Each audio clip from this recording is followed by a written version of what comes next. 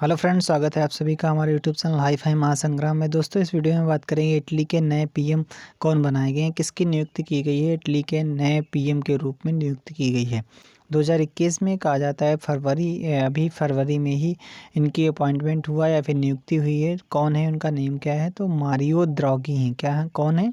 Mario द्रागी उनका name है, Italy के जो प्राइम मिनिस्टर यानी कि प्रधानमंत्री।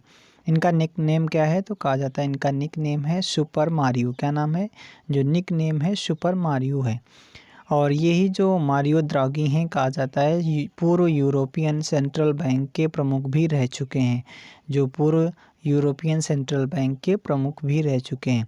अब बात करते हैं इटली के बारे में। कहा जाता है इटली की राजधानी कौन सी है, जो पीसा की मीनार कहाँ पे है, इसके बारे में डिस्कस कर लेते हैं। तो जो पीसा की मीनार है कहाँ पे स्थित है, तो ये भी इटली में स्थित है।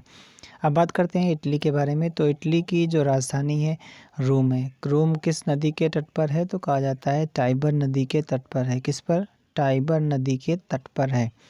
वेटिकन सिटी कहाँ पे स्थित है, तो रोम में ही स्थित है। कहाँ पे? रोम में ही स्थित है। और जो कहा जाता है विश्व खाद्य प्रोग्राम का जो हेडक्वार्टर कहाँ पे है, ये भी रोम में है। कहाँ पे? रोम में है।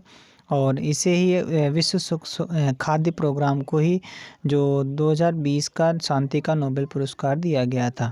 शांति का नोबेल पुरस्कार दिया गया था।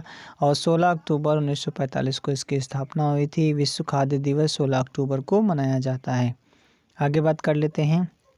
इटली किस महाद्वीप में पड़ता है, तो यूरोपियन यानी यूरोप महाद्वीप में पड़ता है।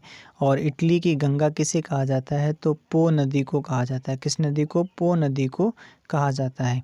ये इटली का एकीकरण किसने किसने करवाया था, तो ये थे दो लोग, यानी एक थे मैजनी और एक थे गैरिबोल्डी।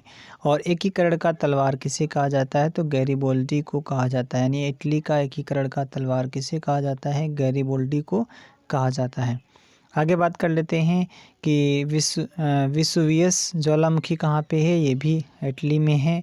और एटना ज्वालामुखी ये कहाँ पे है, ये भी इटली में है।